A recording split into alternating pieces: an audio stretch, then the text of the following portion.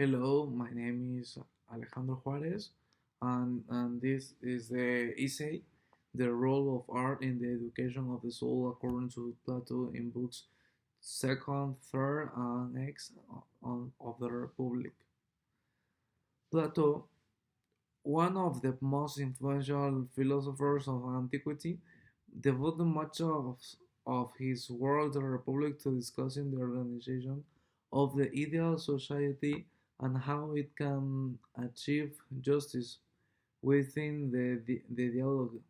Books second, third, and X explicitly address the role of art, poetry, and music in the moral and intellectual information of citizens.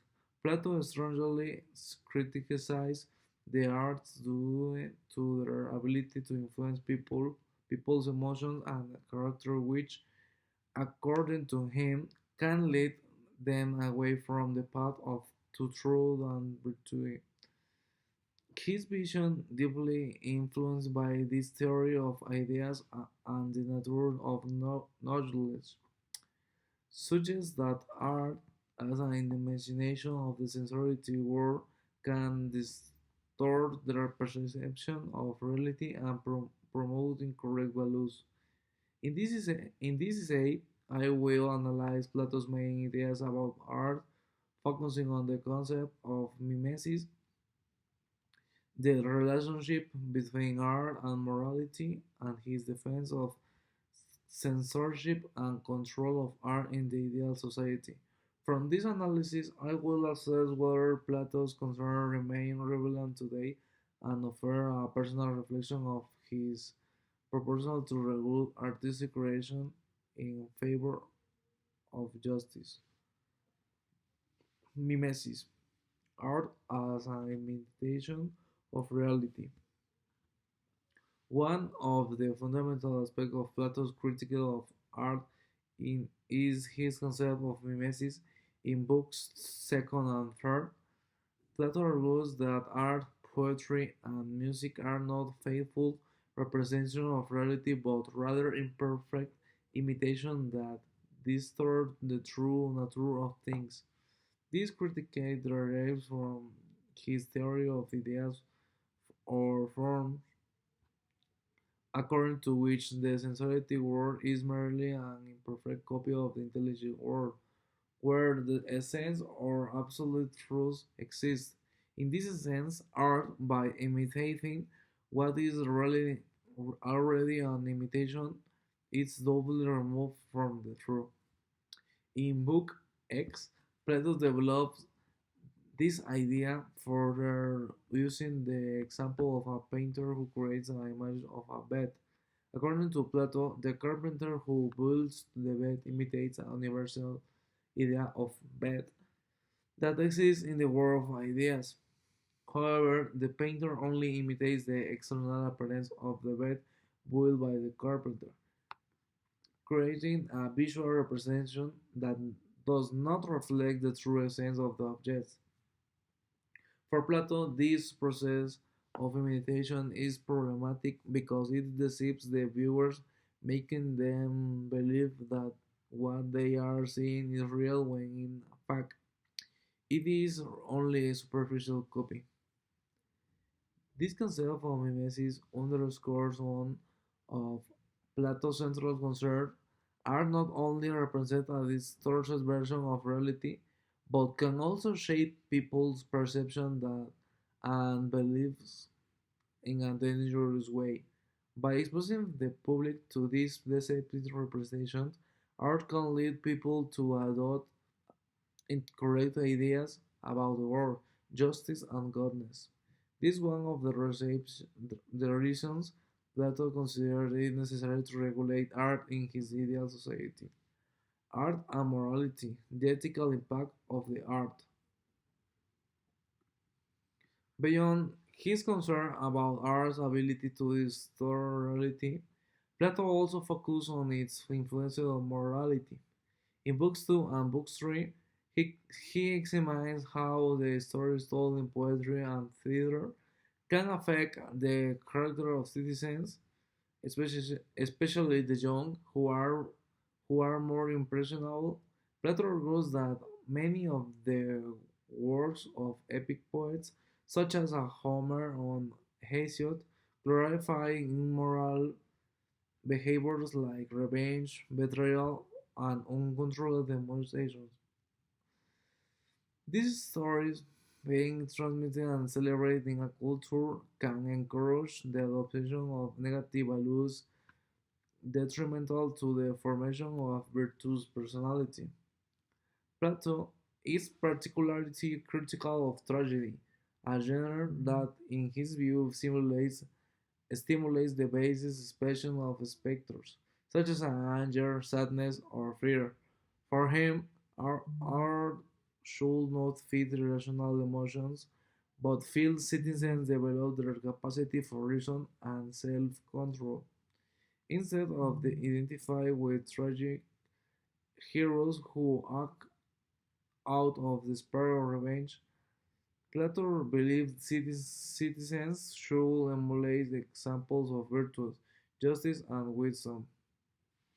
A key point in his analysis is that the arts have an educational role. Plato considers education the primary means of shaping citizens' character, and therefore the types of art allowed in the city must promote ideals aligned with virtue and justice. Music, for example, has a special power to influence the soul, and Plato proposed that only certain types of harmonies and rhythms that encourage discipline and self-control should be permitted in the education of the city's guardians.